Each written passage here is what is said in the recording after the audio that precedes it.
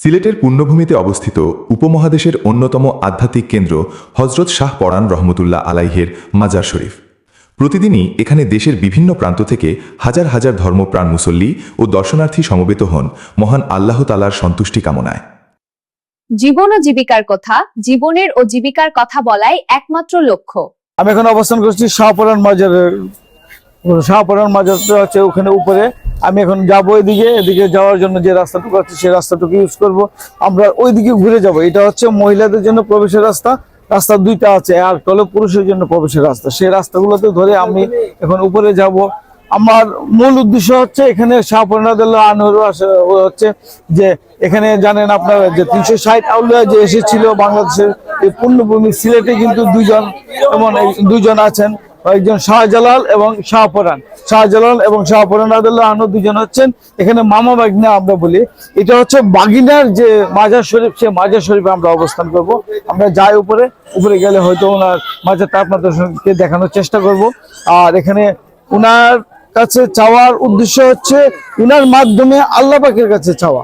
আপনারা যে যার মনের বাসনা আছে তা সেগুলো চাইতে পারেন, তবে পুরো পূরণ করার মালিক এবং সবকিছু মানার মালিক হচ্ছে মহান আল্লাহ পাক। আল্লাহ পাকের সন্তুষ্টি লাভের জন্য আমরা যাচ্ছি। আসুন তাই। এখানে কিন্তু সবাই জুতা রেখে যায়, জুতা রেখে যেতে হয়। আর জুতাগুলো আসলে আমরা ভাবছিলাম যে কাউকে পাহারা দিতে হয় কিনা, কিন্তু কেউ এখান থেকে জুতা চুরি করে না, এমনটাই আমাদের একটা ধারণা। এমনটি আশা করব। আমরা জুতো এখানে রেখে যাব। মাজারের হচ্ছে উপরে আমরা এদিকে যাব, মাজার থেকে রওনা দিচ্ছি। আর মাজার সবগুলো মাজারই বাংলাদেশের যতগুলো মাজারে গিয়েছি আমি, প্রত্যেকটা মাজারে আমি দেখেছি যে মাজারগুলো আসলে অনেক উঁচুতে হয় এবং নদীর পাড়ে হয়।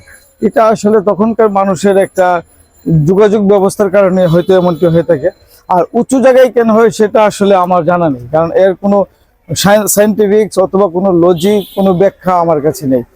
তো যাই হোক, সিলেট মহানগরীর অদূরে অবস্থিত হজরত শাহ পরাণ রহমতুল্লাহ আলাইহের মাজার শরীফ দীর্ঘদিন ধরে ধর্মপ্রাণ মানুষের এক গুরুত্বপূর্ণ তীর্থস্থানে পরিণত হয়েছে। আমরা শাহপরাণ রাদিয়াল্লাহু আনহুর মাজারের দিকে যাচ্ছি এবং মাজারটা যে কোনো সিঁড়ি আছে, সিঁড়ি দিয়ে উপরে উঠতে হয়। এটা অনেক দূর উপরে, এখন সমতল ভূমি থেকে উপরে পাহাড়ের মতো একটা জায়গায় যাওয়াটা, এদিকে যাওয়া যায়। এদিকে একটা রাস্তা, এদিকে একটা রাস্তা। আমরা আসলে এদিকে হযরত শাহপরাণ রাদিয়াল্লাহু আনহুর মাজার শরীফ। এখানে যে লেখাটা আছে হয়তো আমরা যখন এসেছি তখন এখানে 7:51 বাজে, অর্থাৎ রাত্রে 7:51 বাজে সেই সময়টা আমরা এসেছি। আমরা যাই এখানে, আসেন উপরে যাই। ঐতিহাসিকভাবে তিনি ছিলেন মহান সুফি সাধক হজরত শাহ পরাণ, যিনি ইসলাম প্রচার ও মানব কল্যাণে অসামান্য অবদান রেখে গেছেন। প্রতিদিন ভোর থেকে গভীর রাত পর্যন্ত দেশের বিভিন্ন জেলা এমনকি বিদেশ থেকেও অসংখ্য ভক্ত ও অনুসারীরা এখানে আসেন। কেউ মানত পূরণ করতে, কেউ বা আত্মিক প্রশান্তি লাভের আশায় মাজার জিয়ারত করেন। বিশেষ করে জুমার দিন, ঈদ ও অন্যান্য ধর্মীয় উপলক্ষে দর্শনার্থীর সংখ্যা কয়েক গুণ বৃদ্ধি পায়।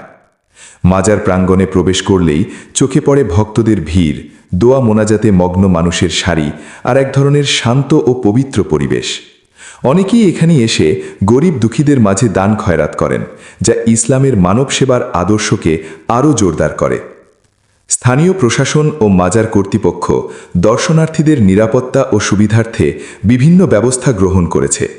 পরিচ্ছন্নতা, নিরাপত্তা ও শৃঙ্খলা বজায় রাখতে নিয়মিত তদারকি করা হয়। ধর্মীয় বিশ্বাস ও আধ্যাত্মিকতার এক অপূর্ব মিলনস্থল হিসেবে হজরত শাহ পরাণ রহমতুল্লাহ আলাইহের মাজার শরীফ আজও মানুষের হৃদয়ে বিশেষ স্থান দখল করে আছে। এখানে আগত মানুষের একটাই উদ্দেশ্য, মহান আল্লাহর সন্তুষ্টি অর্জন এবং আত্মার শান্তি লাভ।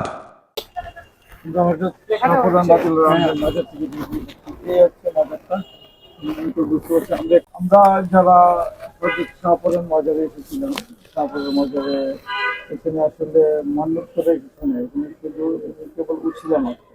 আমরা আল্লাহ পাকের কাছে যার মনোবাসনা পূর্ণ করার জন্য প্রার্থনা করেছি, আল্লাহ পাক কবুল করেন। তবে এখানে বেশি ডকুমেন্ট করতে যায় না, বেশিক্ষণ থাকাও আসলে ঠিক না। এখানে পুণ্যভূমি সিলেটে যারা আসেননি, তারা আসলে শাহজালাল আসলে শাহপরানের মাঝে দেখতে যাবেন। শাহজালাল আর শাহপরান ওরা দুইজন হচ্ছে মামা ভাই। শাহপরান হচ্ছে বাগ্নে আর শাহজালাল হচ্ছে মামা। তো ওনার এই ডকুমেন্টটুকু ওনার ইতিহাস যারা জানেন তারা জেনে থাকবেন অথবা পরে থাকবেন। আমি যেটুকু দেখাতে পেরেছি সেটুকু শুধু আপনাদের সামনে তুলে দেওয়ার চেষ্টা করি। তো আর বেশি কিছু বলবো না, আপনারা যারা আসছেন সবাই আমাদের জন্য দোয়া করবেন এবং ওনার এই পূর্ণভূমিতে সিলেটে আসলে একবার ওনাদের জীবনের মাঝে